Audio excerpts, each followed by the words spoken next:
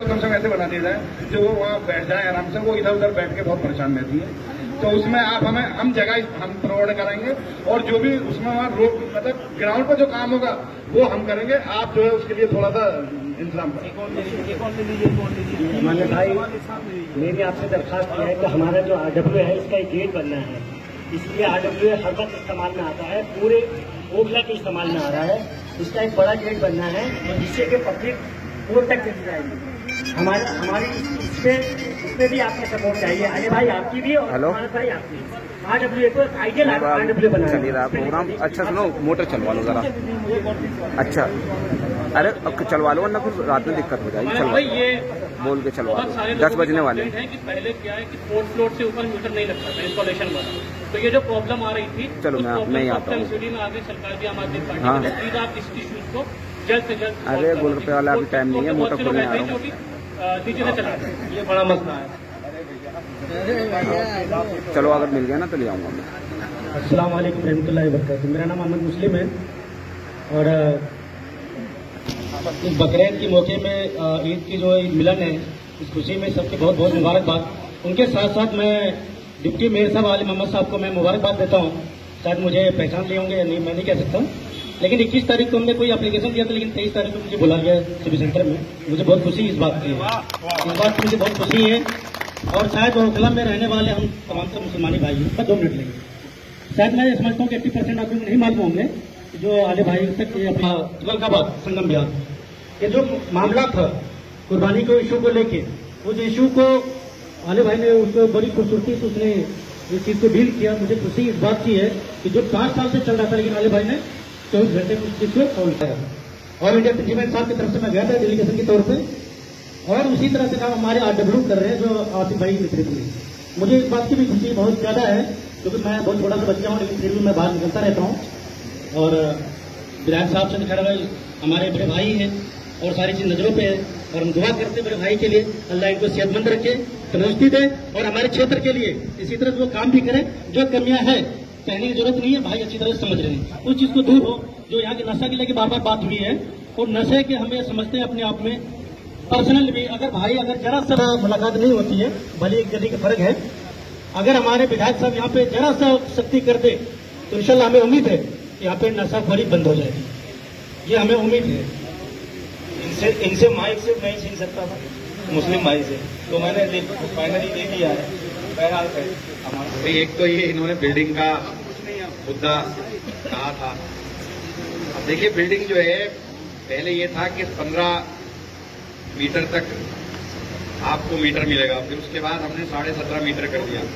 तो जो दिल्ली में कानून है बिल्डिंग बाय लॉज के हिसाब से 17.5 मीटर है कि अगर स्टिल पार्किंग है तो 17.5 मीटर से ज्यादा ऊंची आप बिल्डिंग नहीं बना सकते वहां जहां नक्शा पास होता हो।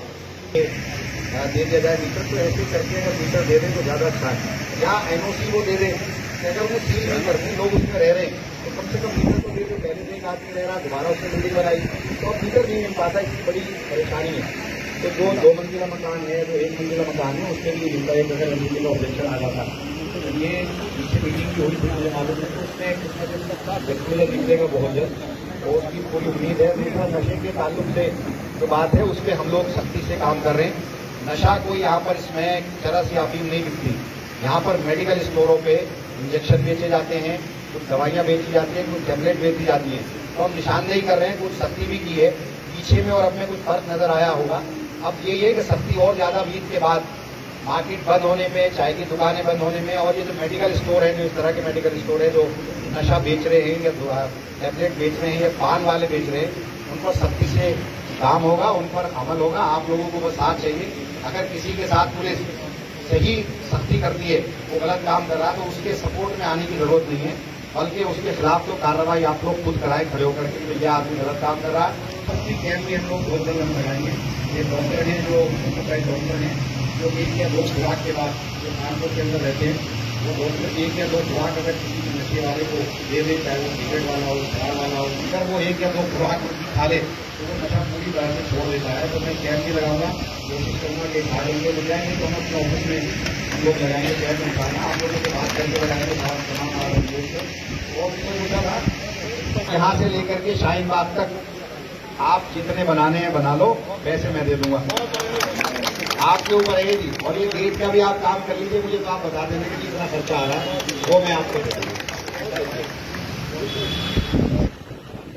एक चीज और जो हमारे भाई ने भी बताया मीटर को लेकर, मैं आपकी नॉलेज में जानना जरूरी है कि ओखला के काफी लोग, सबसे ज्यादा अगर हमारी पुरानी दिल्ली जहां तक मैं बहुत ताल्लुक रखता हूँ, ओखला के लोग सबसे ज्यादा इस चीज से पूछ रहे हैं कि 5 किलोमीटर और जो 15 मीटर से ऊपर की हाइट की जो बिल्डिंग है जाने से।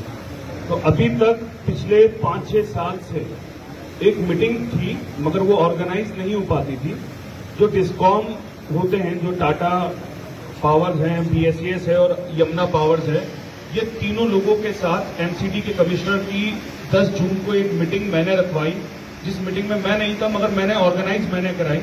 जो BSES की जो मीटिंग हुई उन विभाग के साथ, MCD कमिश्नर्स के साथ, जिसके अंदर 2 इश्यूज थे।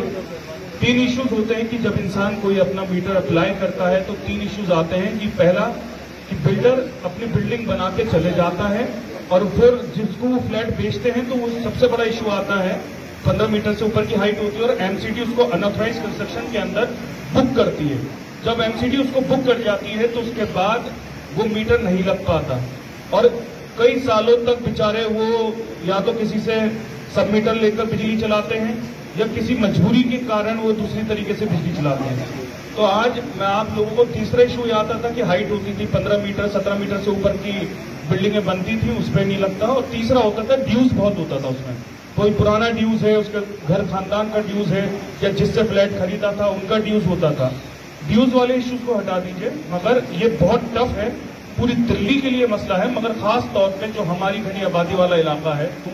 जमुना पार की बात करूं, जमुना पार में इतनी बड़ी बिल्डिंगें नहीं बन पाती हैं, मगर हमारी पुरानी दिल्ली में और ओखला के अंदर ये सबसे बड़ा अहम इशू है।